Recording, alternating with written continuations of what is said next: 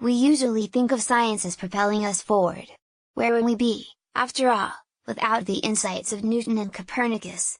Yet for all the progress that science has made in helping us better understand the universe, for much of history it has also held back half of humankind. Prominent scientists have long claimed that male and female brains are fundamentally different, with women less intelligent than men. Similar attitudes persist in the public sphere as well. The recent controversy ignited by a staff memo from James Damore, then a Google software engineer, demonstrated this. Damore argued, in part, that men and women have biological differences that help explain gender gaps in tech fields. His points were based on research that has been heavily criticized in recent years, but which recirculates every so often during conversations about discrimination and bias. Despite the backlash, the science that underpins Damore's memo is not new at all. Indeed, the record of bad research and scientific bias against women stretches back hundreds of years. To take a more famous example, when Charles Darwin published his theories of natural and sexual selection in the 19th century, the world was finally able to place human origins in the sweep of history, linking us to all other life on Earth.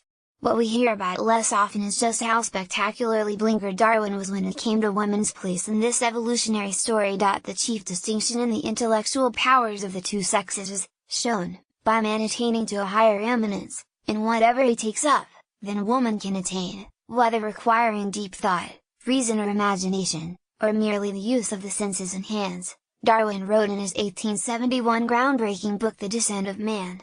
Thus man has ultimately become superior to woman, he added. Darwin's belief was that women were less evolved than men helped explain the gender imbalances he saw around him. As far as he could tell, there were no great female scientists, artists or political leaders. Women were generally subservient and confined to the home. What other reason could there be for this phenomenon but biology? It wasn't just Darwin who held this view. As I explore in my new book, Inferior: How Science Got Women Wrong and the New Research That's Rewriting the Story, such opinions were enthusiastically shared by many leading male Victorian scientists.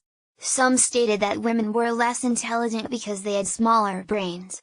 Others, that too much intellectual activity might damage a woman's reproductive ability. Darwin's belief was that women were less evolved than men helped explain the gender imbalances he saw around him. Darwin and his male peers, we now see, were blinkered by prejudice. The genius they applied to their work was oddly laid aside when it came to thinking about women. If the sexes appeared to be unequal, there were plenty of explanations that had nothing to do with biology. Most male scientists conveniently chose to ignore that women were actively denied access to higher education. The University of Oxford, my alma mater, didn't admit women as full members until 1920, that they were excluded from the great scientific academies. Marie Curie was denied membership into France's Academy of Sciences in 1911, despite being a Nobel laureate, and, of course, that they were banned from voting or holding public office. In Darwin's time, a married woman wasn't even allowed to own property. Unfortunately, while society has moved past many outdated Victorian mindsets, the legacy of sexism in science remains.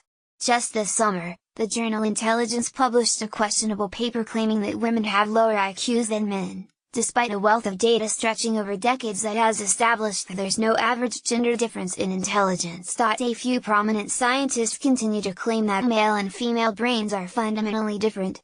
One University of Cambridge researcher in autism, for example, claims that male brains are generally hardwired to build and understand systems, such as computers and cars, while female brains are wired for empathy. The unavoidable implication of research like this is that women and men are built for different roles in society. Women fundamentally are better suited to be homemakers, men to be hunters and builders. In his 2000 book, The Mating Mind: How Sexual Choice Shaped the Evolution of Human Nature, by Jeffrey Miller, an evolutionary psychologist at the University of New Mexico, writes, men write more books.